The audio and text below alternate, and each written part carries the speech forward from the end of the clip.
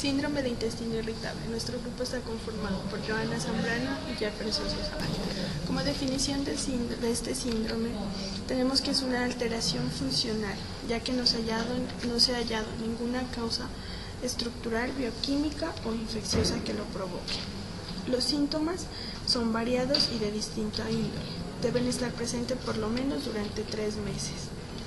Existen unos criterios diagnósticos para esta enfermedad, pero si bien el paciente va a relatar una historia característica, en general el diagnóstico se va a realizar por exclusión de otras enfermedades intestinales sistémicas. Los criterios diagnósticos se van a relacionar con el tiempo en semanas o meses del malestar o dolor abdominal, y los cuales van a tener las siguientes características. Los síntomas van a mejorar con la defecación, su comienzo se va a asociar con un cambio en la frecuencia de deposiciones y también se va a asociar con un cambio en la forma de las deposiciones, con el aspecto que estas. En cuanto a otros criterios diagnósticos, se van a caracterizar con unas manifestaciones que no son esenciales para el diagnóstico, pero si están presentes van a aumentar la seguridad del diagnóstico y pueden usarse para identificar subgrupos de pacientes con síndrome de intestino irritable. Encontramos la frecuencia anormal de las deposiciones, que pueden ser mayores a 3 por día o menores a 3 por semana. La forma anormal de las deposiciones, las cuales pueden ser grumosas, duras, blandas o acuosas, en más del 25% de las defecaciones. También va a haber una defecación anormal en más del 25% de las defecaciones, y estos se van a caracterizar por el esfuerzo, la urgencia y la sensación de evacuación incompleta. También se relaciona con la eliminación de mucosidad en más del 25% de las defecaciones y el meteorismo o sensación de distensión abdominal. En cuanto a la fisiopatología, se dice que se va a presentar sobre todo alteración de la motilidad del colon, del recto y del intestino delgado. Sin embargo, ninguno de los hallazgos es suficientemente específico y sensible para constituir un marcador diagnóstico. Se admite que muchos de los síntomas se deben a una disfunción de la motilidad colónica, ya que el dolor se localiza en áreas correspondientes al colon. En comparación con grupos control, en estos pacientes se encontró un aumento de la actividad de ondas lentas no asociadas con contracciones propulsivas en el colon distal y el recto. También se hallaron alteraciones de la motilidad en estímulos como el comer, los estados emocionales y las discusiones.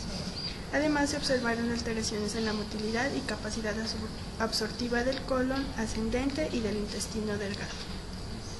Se considera también un factor predisponente una mayor sensibilidad a la distensión de la víscera hueca. Por otro lado, también se debe tener en cuenta los factores psicosociales, ya que estos pacientes tendrían una mayor prevalencia de patología psiquiátrica como ansiedad, depresión, histeria, trastornos de la personalidad y somatización. En cuanto a la epidemiología, se dice que afecta generalmente a un 10 a 20% de la población, predominantemente en mujeres.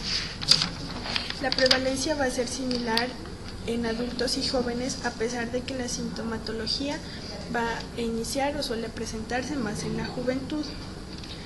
De los pacientes adultos se dice que solo el 14 al 50% solicitan atención médica, y del 25 al 50% de los pacientes que los médicos gastroenterólogos atienden en forma ambulatoria, ellos van a tener síntomas de intestino irritable. Bueno, a continuación vamos a hablar sobre las manifestaciones clínicas. Se dice que en los pacientes se observa un amplio espectro de manifestaciones, donde la más común es el dolor abdominal, el cual va a estar asociado a diarrea y constipación.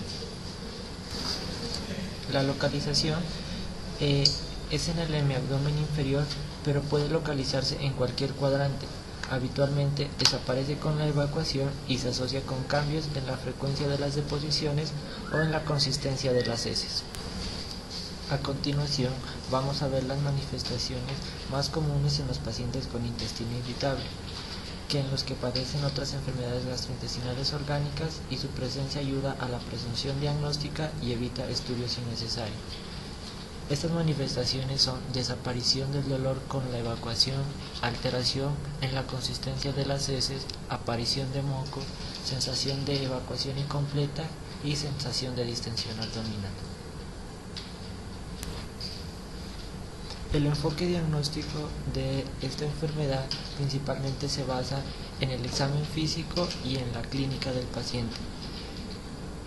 La sintomatología asociada de estos pacientes pues, es dolor abdominal, pérdida de peso, sangre oculta en heces, sangre macroscópica y gotas de aceite o grasa en materia fecal.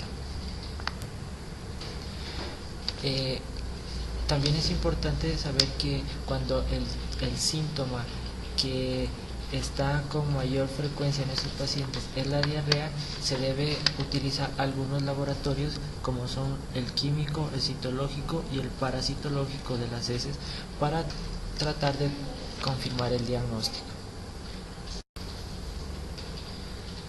También se recomienda la utilización de la fibrinocolonoscopia en pacientes adultos para descartar neoplasias del colon, mientras que en pacientes jóvenes se la utiliza para descartar enfermedades intestinales inflamatorias. El diagnóstico diferencial lo hacemos con el adenocarcinoma de colon y adenoma velloso, la enfermedad de Crohn y colitis ulcerosa, insuficiencia vascular mesentérica crónica, pseudoobstrucción idiopática crónica, megacolon y vólvulo intermitente, yardiasis, deficiencia de lactosa, endometriosis, depresión y síndrome de pánico. Bueno, a continuación pues podemos observar un caso clínico. Rosario, de 27 años, que en el último año, coincidiendo con situaciones conflictivas personales, percibe una sensación de distensión abdominal, modificación de su ritmo evacuatorio con deposiciones de diarrea y dolor en el cuadrante inferior izquierdo del abdomen, que ceden con la evacuación. Al examen físico y unos análisis de laboratorio realizados recientemente son normales. Las preguntas pues que nos hacemos es ¿cuál es el diagnóstico más probable? Y si usted cree necesario solicitar estudios por imágenes. Como desarrollo del caso clínico se dice que la edad del paciente y la ausencia de antecedentes importantes, junto con la presencia de factores psíquicos desencadenantes y un examen físico y estudios de laboratorio normales, orientan al diagnóstico de intestino irritable. En el interrogatorio deben consignarse ausencia de síntomas de compromiso del estado general, así como de sangre en la evacuación, y obligaría a descartar otras patologías. En este paciente conviene iniciar tratamiento con la presunción de una patología miccional y observar su evolución. No se justifica realizar otros estudios. Gracias.